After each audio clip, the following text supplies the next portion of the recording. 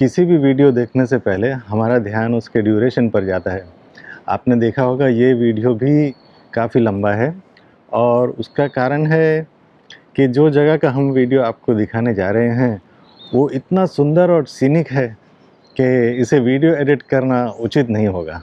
मैं प्रसिद्ध eco tourism destination खाओ खो के विंड फार्म्स के बारे में बात कर रहा हूँ। कई जगह पर आपने विंड फार्म्स देखे होंगे, लेकिन इन विंड फार्म्स को क्या ख़ास बनाता है, वो मैं आपको बताता हूँ। खाओ खो जाने का रास्ता, जो इतना सुंदर और सीनिक है कि खाओ खो की तुलना अक्सर स्विट्ज़रलैंड के पहाड़ों और घाटियों से की जाती है।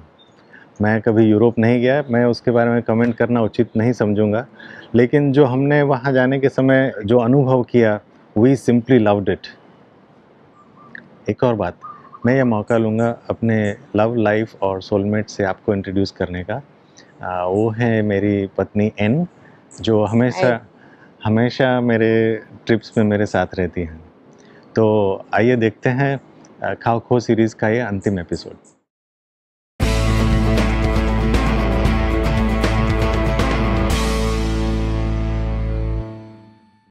नमस्कार दोस्तों, देखो थाईलैंड चैनल के इस मोटो टूर एपिसोड पर आपका स्वागत है। मैं हूं जय और मैं आपको दिखाऊंगा थाईलैंड की एक झलक।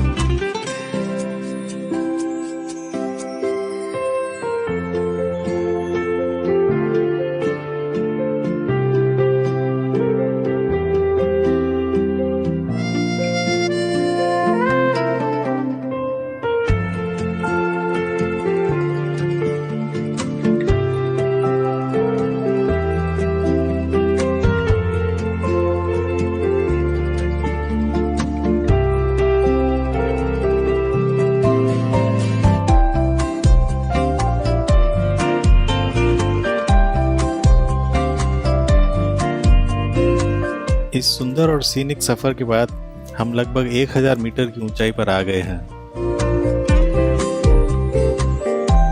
23 और 24 डिग्री के आसपास ये मौसम बहुत ही सुहाना है। आप इन टरबाइन्स की गति से अंदाज़ा लगा सकते हैं कि यहाँ जो हल्की ठंडी हवा की लहर चल रही है वो एकदम फ्रेश और क्लीन है।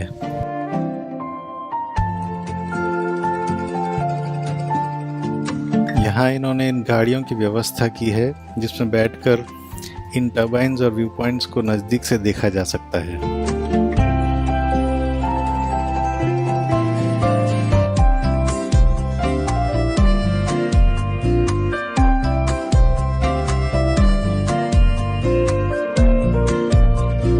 ये साल 2016 में जनरल इलेक्ट्रिक द्वारा बनाए गए थे।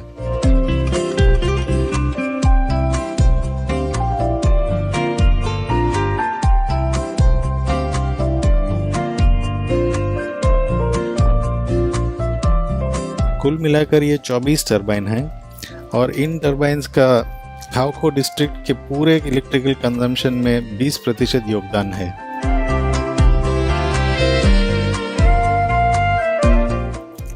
हमने पता लगाया इन टरबाइन्स की ऊंचाई 110 मीटर है और इसकी एक एक ब्लेड 60 मीटर लंबी है।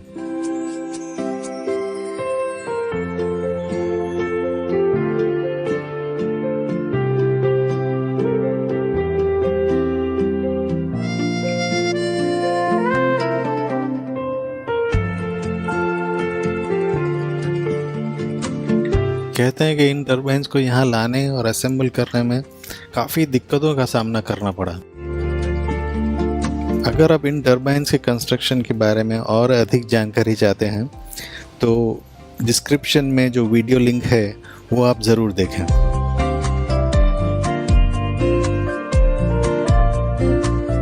हमें ये जगह बहुत पसंद आई और मुझे देखो थाईलैंड के इस एपिसोड को एडिट करने में भी बहुत मज़ा आया।